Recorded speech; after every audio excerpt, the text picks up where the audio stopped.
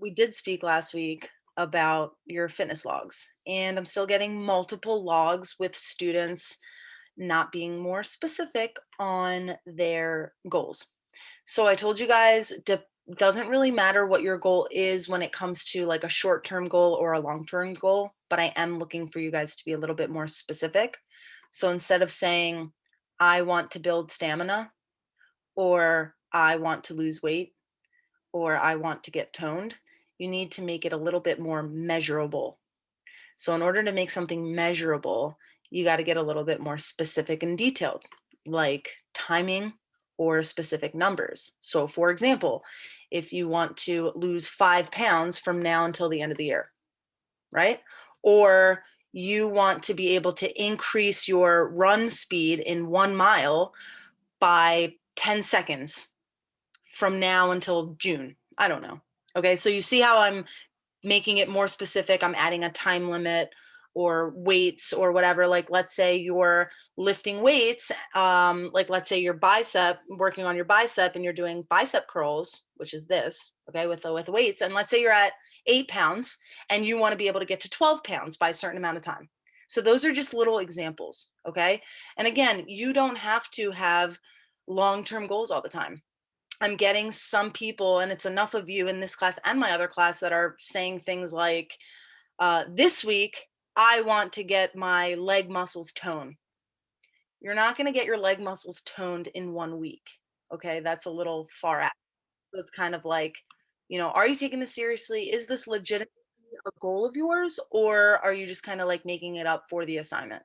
And as the year has been progressing, I've really been able to see who's actually doing it and like legitimately into it, and who's just kind of like writing anything. Okay, so just really keep that in mind. Next marking period, we are going, especially those of you that are going to start coming into school. I mean, right now, I know I only have like one or two kids in my that are actually in school, and that's okay, but actually we're going to start doing a fitness log and a workout log sheet in school, in class, with your weights, with your reps, with your sets, what workout machine you used, etc. So that's coming up. So if any of you guys are interested, and maybe you're thinking about once the weather gets nicer or once the vaccines become more available and you feel more safe, or your parents feel more safe to come in, that's something to look forward to. And it's really cool because we have the whole weight room to ourselves, and it's really awesome. Are there any questions there? So grades are due. Today's the last day of the marking period. I don't know if you guys are aware of that, but grades are due. I think teachers have until to get their grades in.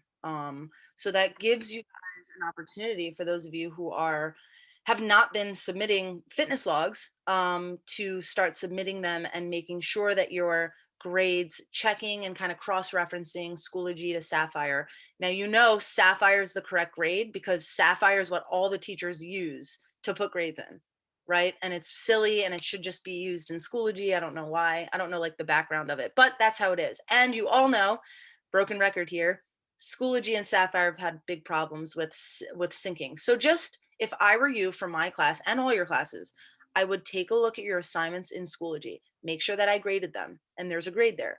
Then kind of go into Sapphire and compare and make sure that those grades have transferred over and that they synced over. I've had numerous students, not just this class, my health classes, message me and say, hey, like I did this, you gave me a 10 out of 10, but there's no grade in Sapphire, or it's a 0. And I would have to go in manually and fix it, which I want to help you guys. So please, if that's the case, let me know.